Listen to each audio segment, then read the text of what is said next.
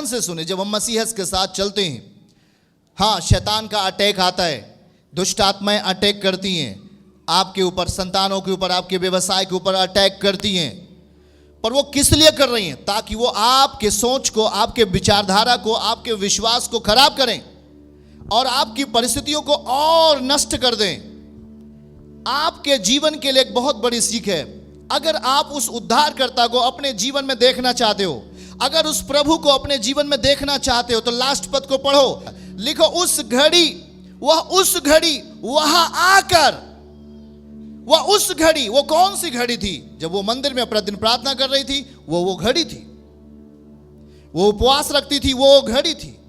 मंदिर को नहीं छोड़ती थी, वो घड़ी थी। और उसी घड़ी बाइबल कहती वो प्रभु का धन्यवाद करने लगी। और उन सबों से जो और यरूशलेम में रह रहे थे, उन सबों से जो यरूशलेम की छुटकारे की बात जो रहे थे, उसके विषय में हाथों को उठा के बोलो, उसके विषय में बातें करने लगी। मसीहत को अपने निकट देखा उसने, यीशु को अपने जीवन में देखा उसने, यीशु को अपने जीवन में लेके आ गई। आमीन के साथ बोलो। और लिखा, वो एक भविष्यवक्तनी थी। आमीन। वो परमेश्वर की इच्छाओं में चलती थी। उसने मंदिर को नहीं छोड़ा। उसका पति मर गया, पर उसने मंदिर को नहीं छोड़ा। उसने उपासना करना नहीं छोड़ा, उसने उपवास रखना नहीं छोड़ा। वो लगातार परमेश्वर के साथ बनी रही और वो उद्धार को अपने जीवन में देखती है। बोलो, उद्धार को अपने जीवन में देखती है। आमीन। आज ध्यान से सुनो, आज हमारे आपके जीवनों में जब कुछ भी होता है, हम जब परमेश्वर के साथ चलना शुरू करते हैं, तो शायद कुछ चीजें हमारे जीवन में ठीक नहीं होता है, जो आपको पसंद नहीं है।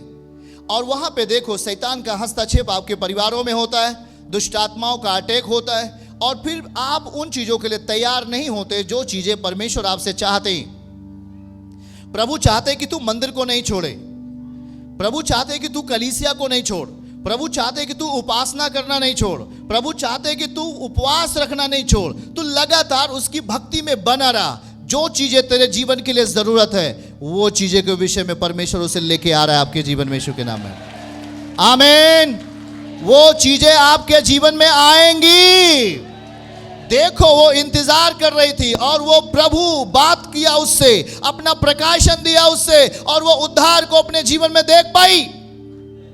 यीशु को 84 साल से वो विधवा थी। आप जरा सोच सकते हैं, 7 साल अपने पति के साथ रही, उसने दूसरा विवाह नहीं किया। 7 साल केवल अपने पति के साथ रह पाई और वो दूसरा विवाह नहीं किया। वो दूसरा विवाह नहीं किया और वो पूरी पवित्रताई के साथ, पूरे संयम के साथ 84 वर्ष, अब 91 साल की हो गई है। और इस टाइम में खुदावन ने कहा, मैं तुझे अपने आप को उस पर प्रकट करूंगा। परमेश्वर अपना उद्धार उसी व्यक्ति पर प्रकट करेगा जो उसके साथ मंदिर में उपासना करता है, जो सच्चाई के साथ उपवास रखता है और आत्मा और सच्चाई के साथ उसकी महिमा करता है, उसका इंतजार करता है, उसका इंतजार करती हैं। परमेश्वर अपना रहस्य, अपनी बातें, अपना स्वर्ग का खजाना उन्हीं के लिए खोलेगा जो इस अवस्था में जिएंगे। हालेलुया। आप जरा सोचो, आप किसको प्रसन्न कर रहे हो? पूरे दुनिया के मालिक हैं वो, स्वर्ग और पृथ्वी के रचयिता हैं वो। हाँ, जिसने पहाड़ को बनाया, नदी नालों को बनाया, झरनों को बनाया। और बाइबल कहती है कि 6 दिन में उसने सारी सृष्टि की रचना की और 7वें दिन उसने विश्राम किया। उसने ज्योति का निर्माण किया, उसने मछलियों को समुद्र में बना दिया, उसने आकाश को बना दिया, तारों को बना दिया, सूर्य और चंद्रमा को बना दिया, और सबसे बड़ी और सबसे सुंदर सृष्टि उसने मनुष्य को बना दिया। वो दुनिया का पिता हमारे बीच में होता है और वो कह रहा है कि ध्यान से सुनो, किस तरीके से वो स्त्री 7 बरस की होकर बस 7 साल अपने पति के साथ थी। उसके बाद उसका पति मर गया, पर उसने ये नहीं कहा कि मैं अब खुदावन को छोड़ दूंगी। उसने ऐसा नहीं बोला। ध्यान से सुने, उसकी भक्ति पर कोई प्रभाव नहीं पड़ा और उसने अपने जीवन में उद्धारकर्ता को आते हुए देखा। आमीन के साथ।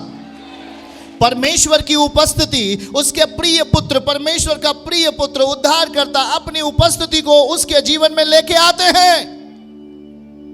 वो उस बात को बोल रही थी भविष्यवाणी के तौर पर, वो चीजें आ गई हैं, अब लोग उद्धार को देखने वाले हैं। ये बातें कब उसके ऊपर प्रकट की गई?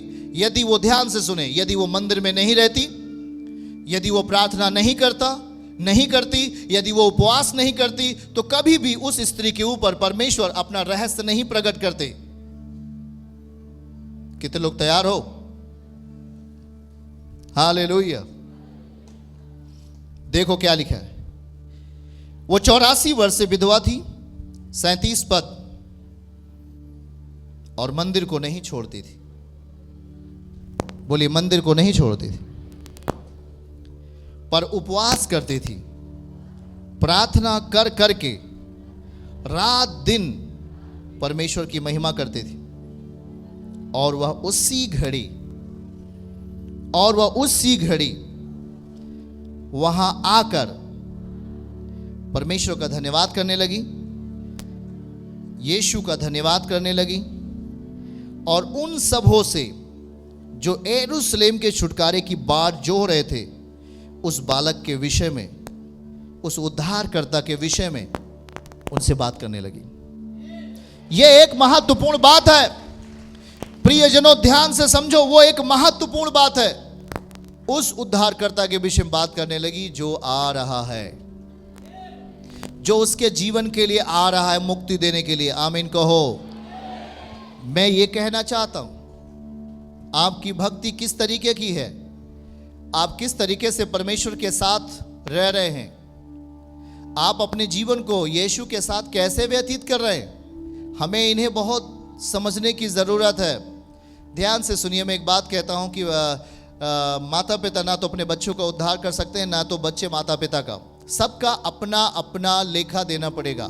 हम आपको एक बात समझाते हैं, आप जब परमेश्वर के साथ समय व्यतीत करते हैं, जब हम आत्मिक दशा में जीने का प्रयास करते हैं, तो देखो इस स्त्री को, जिसने केवल 7 बरस अपने पति के साथ रही, और इसने दूसरा ना तो विवाह किया और ना ही तो ये किसी गलत दिशाओं में गई, और इसने चुना परमेश्वर की भक्ति को अपने जीवन में।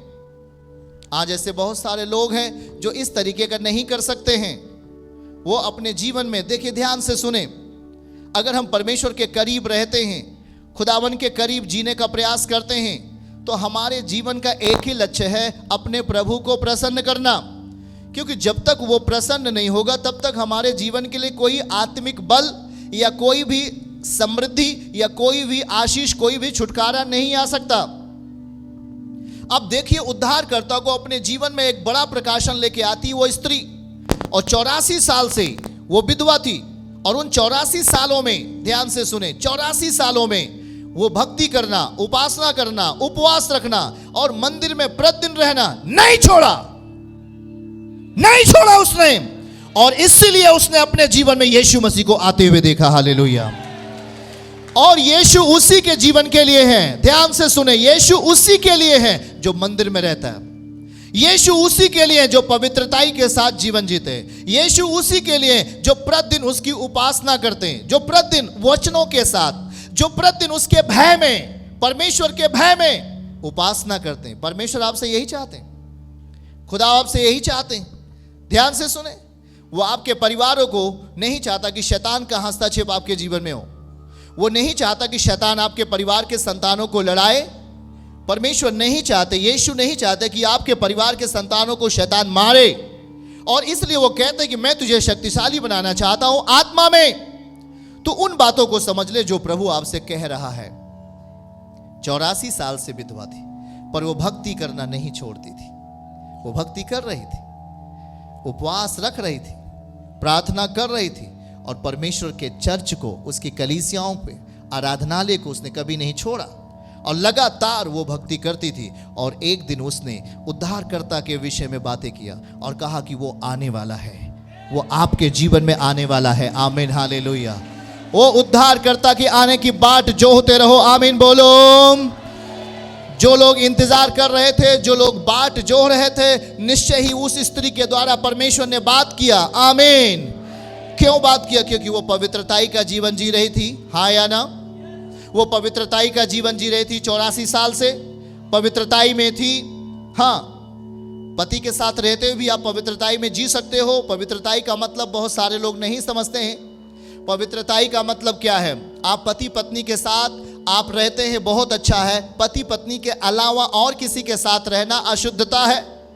चाहे वो पति हो या पत्नी हो, अगर वो एक दूसरे के लिए समर्पित है, वो रिश्ता पवित्रताई का रिश्ता कहलाता है। पर ध्यान से सुने, हमें परमेश्वर को प्रसन्न करने के लिए जिस तरीके से इस स्त्री ने अपना हियाब नहीं छोड़ा, उसने ये नहीं कहा कि मेरा पति मर गया, अब मैं परमेश्वर की उपासना नहीं करूंगी। क्या उसने कहा? आप जरा अंदाज लगा सकते हो उसकी उम्र कितनी रही होगी जब उसका पति खत्म हुआ? ज्यादा ज्यादा 20-22 साल, 23 साल, 24 साल, उसकी उम्र इतनी रही होगी, या 25 साल मान लेते, 26 साल, बस, इससे ज्यादा नहीं।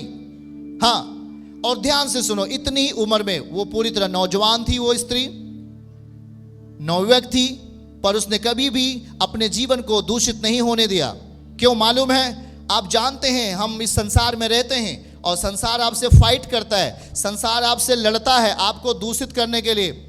शैतानी आत्माएं आपके शरीर को, शैतानी आत्माएं आपके विवेक को अशुद्ध करना चाहती हैं, ताकि आप उस भक्ति के द्वारा जो आप भक्ति कर रहे हो प्रतिफल ना पाओ। और वो आपसे लड़ती हैं, आपके दिमाग को, आपके सोच विचारधारा को वो दूषित करती हैं, गंदा करती हैं, ताकि आप परमेश्वर के रहस्य को ना जान सके। और देखिए, जब तक आप परमेश्वर के रहस्य को नहीं जानोगे, तब तक आपके लिए कोई भी आशीष नहीं है। और इसीलिए जब आप चर्च में आते हो तो खुदावन आपको रहस्य बताता है, तब आप नेक्स्ट लेवल के लिए आप तैयार होते हैं यीशु के नाम में। चर्च की सभी प्रार्थनाओं को और परमेश्वर के दास के द्वारा टीचिंग सुनने के लिए और अपडेट्स को जानने के लिए हमारे इस चैनल को सब्सक्राइब करें और साथ में बेल आइकन को दबाएं, ताकि जब भी लाइव प्रार्थना हो तो सबसे पहले आप देख सकें।